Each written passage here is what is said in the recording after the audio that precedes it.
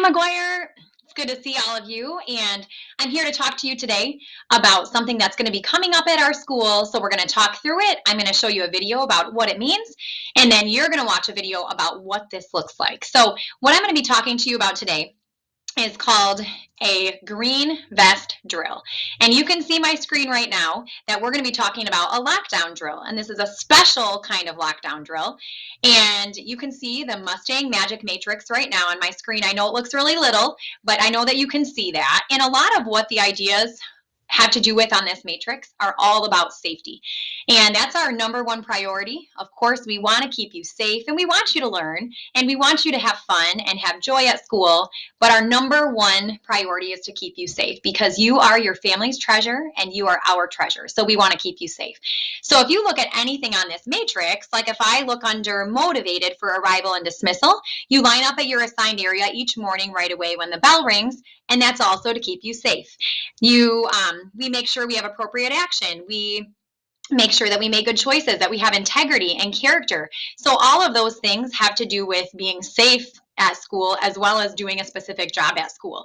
Pretty much the whole line where you can see my mouse wiggling a little bit under good choices all the way across has to do with being safe. So that's what we're going to talk about today. We practice all different ways to keep safe at school. We practice tornado drills. We practice fire drills, and we've recently practiced a lockdown drill, and we're going to be practicing another one coming up. This is a special type of lockdown drill. This is called a green vest drill. And normally, if there is a lockdown, you hear over the loudspeaker, and you'll hear someone say, lockdown drill, lockdown drill. And then you know at that point that there are certain things that we do, which we'll talk about, and we're going to do those things in a green vest drill too. So a green vest drill is going to sound the same. It's going to say lockdown drill, and we're going to do things a little bit differently now with some new protocols that we have to keep us safe. So I'm going to be talking about those next. Our learning target, or what we're going to focus on, is to learn what to do in order to be safe in the event of a lockdown. So when we have a lockdown, you know that we're going to make sure that we try to get every student right away in our classrooms. But if you're in the hallway and it's not your classroom that you go in, that's okay. There's an adult in the hallway that will say, come here, come in my room, and that's okay. We just want every student safe, and that's what that means. So you're going to hear your teachers, as we talk about this, you're going to hear your teachers use an acronym or letters together that spell out the word ALICE, and I'm going to tell you what ALICE means, and then you're going to watch a video about the green vest drill. When you are learning how to dance, you go to dance class before you have a recital. When you are playing basketball, you practice before you have a game.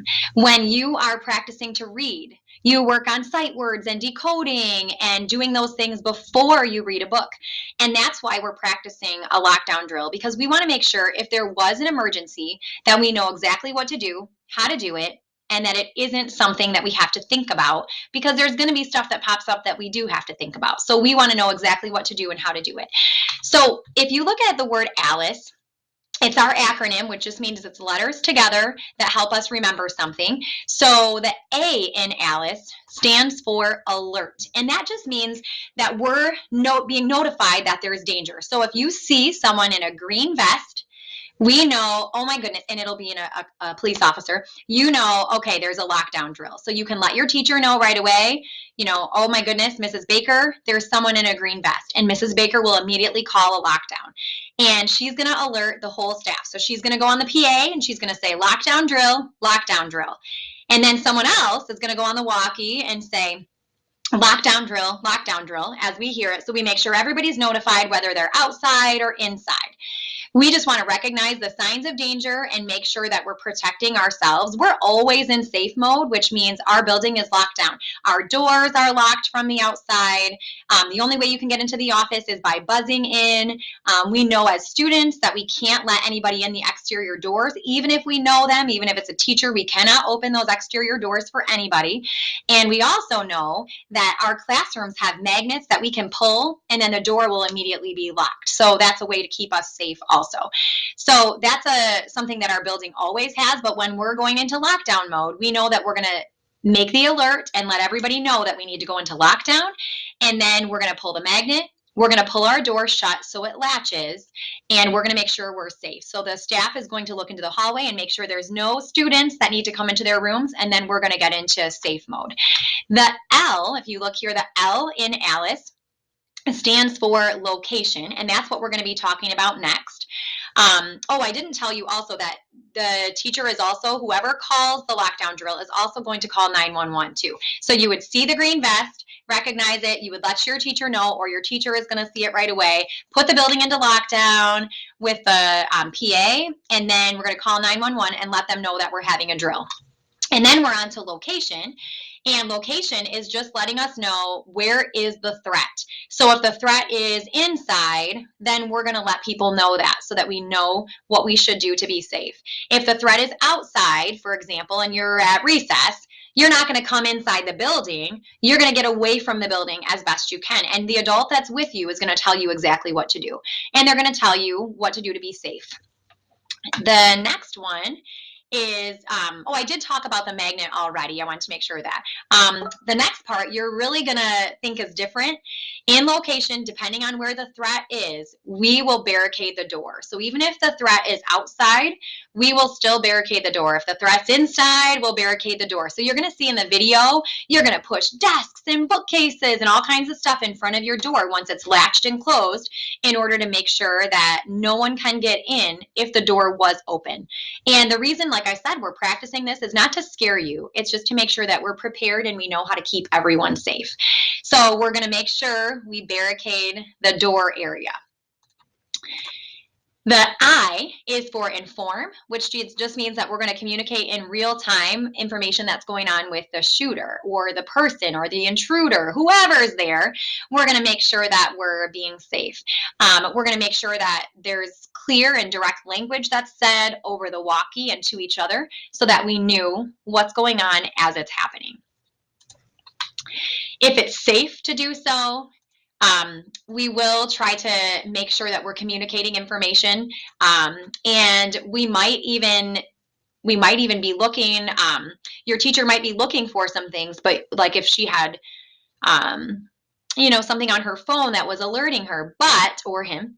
But you want to make sure that you're doing your job, staying in a safe spot. If we did know where someone was, then we might even call 911 and inform them on an intruder or suspect's location too. The next one that we're going to talk about is called counter. That's where my mouse is wiggling right here. It doesn't mean the counter that you sit on. It means that we're going to make sure we create noise and movement and distraction if someone were to open the door.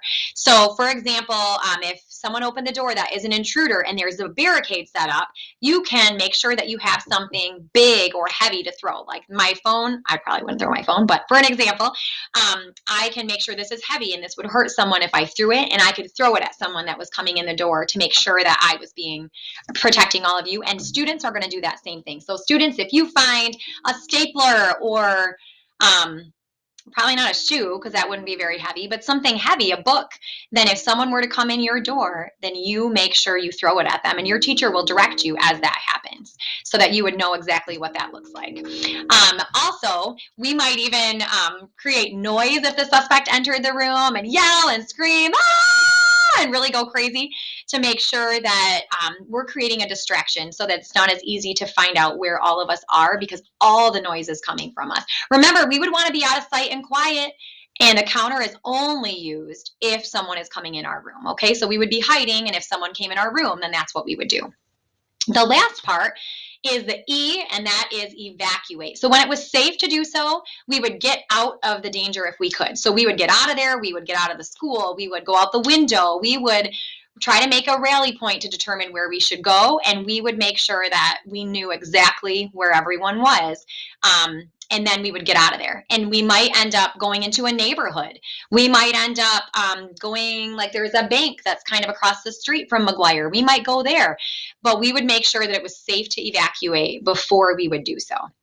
So let me review real quick before you go through the video that's going to be on the slides that your teacher will show you.